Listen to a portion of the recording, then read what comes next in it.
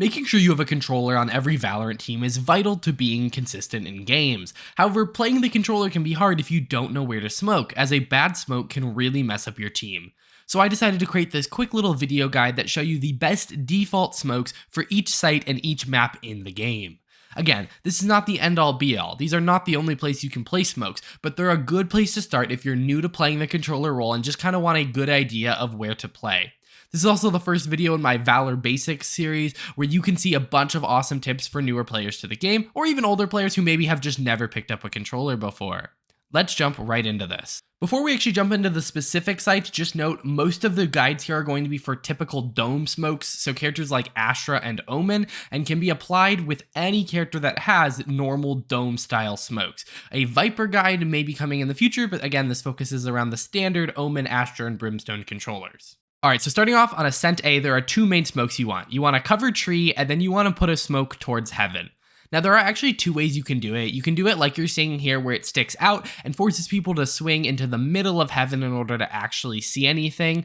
Or you can actually put that smoke a little deeper in, like you'll see here in just a second, and you'll be able to kind of make it a little harder for the initial peak.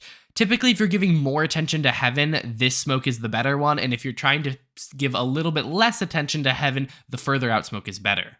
On B, you're going to want to smoke off market and CT just like this, and then help your team push onto site. This just makes sure that anyone engaged in the fight is actually committed to the site. No one can just play from off of the site.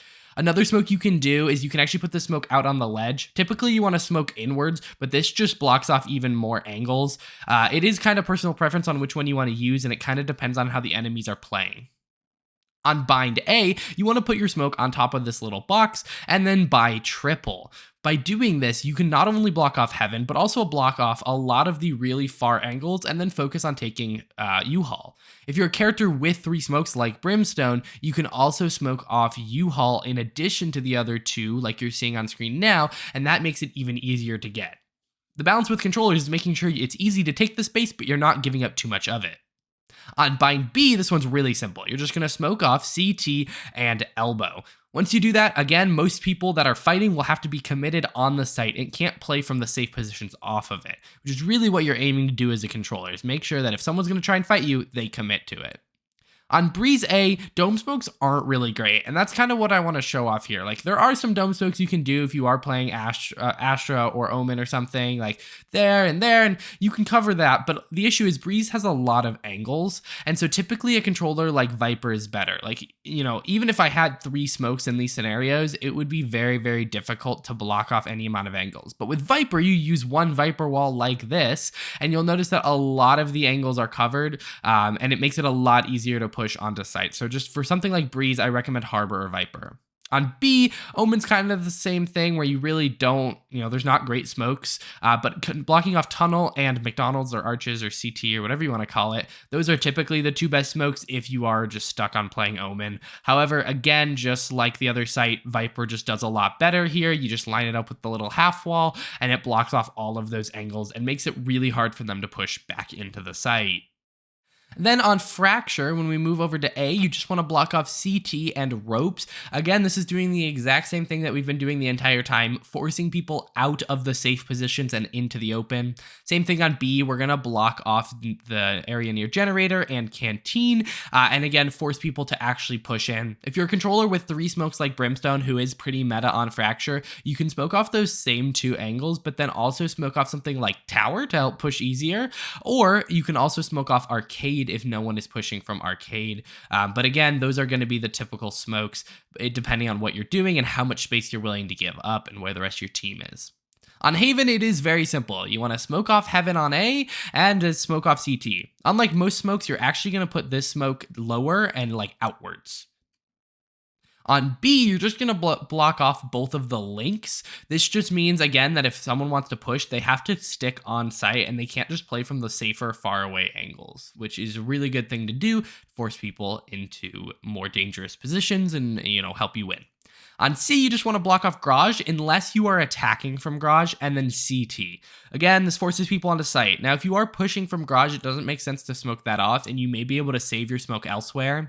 The other option is you can also smoke off Garage Window as another option to help your Garage push happen.